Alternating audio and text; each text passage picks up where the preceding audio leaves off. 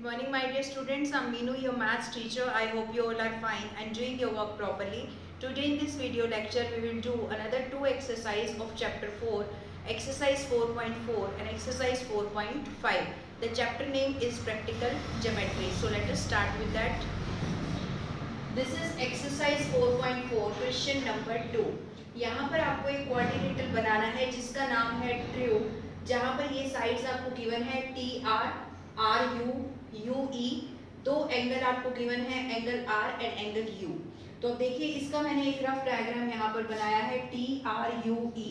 Are और U को मैंने बेस पे लिया है इसलिए क्योंकि आर और यू एंगल आपको गिवन है। तो जब भी आपको एंगल्स गिवन हो तो उनको नीचे लेना सबसे ज़्यादा फायदेमंद रहता है। तो देखिए हम कैसे बनाएंगे। सबसे पहले हम नीचे लेते हैं आर यू, ये आपके पास है आर यू, इसको हमने ले लिया R U, this is 3 centimetre. R आपके पास 75 है, so this is 60, this is 120 और ये आपके पास हो गया 90 डिग्री। ठीक है, 75 होता है 60 और 90 के बीच का एंगल, तो ये आपके पास 60 है, this is 60 and this is 90। 60 and 90 is 150 और 150 का हाफ होगा 75। तो इन दोनों के बीच में हम ले लेंगे, दिस इज 75 डिग्री। ये हमने एंगल आर यहाँ पर बना दिया और यहाँ पर है एंगल यू 120। तो हमने ये आर्क लगाई तो ये आपके पास 60 एंड दिस इज 120, तो ये आपका एंगल बन गया कितना, 120 डिग्री का। तो अब देखिए आर भी बन गया, यू भी बन गया और ये साइड भी हम ले चुके हैं। अब है यू ई, यू ई कितना है 4 सेंटीमीटर, तो यू पे रखिए 4 सेंटीमीटर की आर्क लगा दीजिए, ये आ गया यू ई। उसके बाद है टी आर 3.5, ये आर है, आर्क लगा दीजिए यहाँ पर, इसका नाम टी हो गया, दिस इज 3.5। तो टी से ई को आप ज्वाइन कर दीजिए, तो ये आपका एक क्वाड्रिलेटरल बन गया T R U E. Now this is exercise 4.5, question number 2। एक रोम्बस आपको बनाना है जिसके डायगोनल्स आपको गिवन है। देखिए यहाँ पर ये दोनों आपको डायगोनल्स गिवन है, ठीक है। तो जब भी आपको डायगोनल्स गिवन हो और आपको रोम्बस बनाना हो तो आप कैसे बनाएंगे। एक डायगोनल आप नीचे बेस पे ले लीजिए, जैसे हमने यहाँ पर ले लिया, दिस इज 5.2। अब इसका कोई नाम तो गिवन नहीं है तो मैं यहाँ पर इसका नाम जो है BC रख देती हूँ, ठीक है। 5.2 सेंटीमीटर ये ले लिया। अब क्या करते हैं बेटा, इसका करते हैं परपेंडिकुलर बाइसेक्टर। परपेंडिकुलर बाइसेक्टर आप सभी को आता होगा, हाफ से ज्यादा कंपास खोलकर एक आर्क ऊपर एक नीचे, फिर सी पे रख के उस आर्क को कट कर देंगे।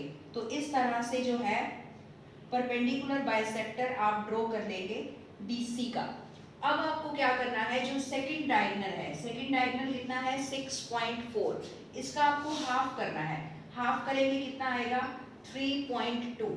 यहाँ पर रखकर सेंटर O पे रखकर यहाँ रख के 3.2 आर्क आपको ऊपर लगानी है, 3.2 भी आपको नीचे लगानी है, this is 3.2 and this is 3.2।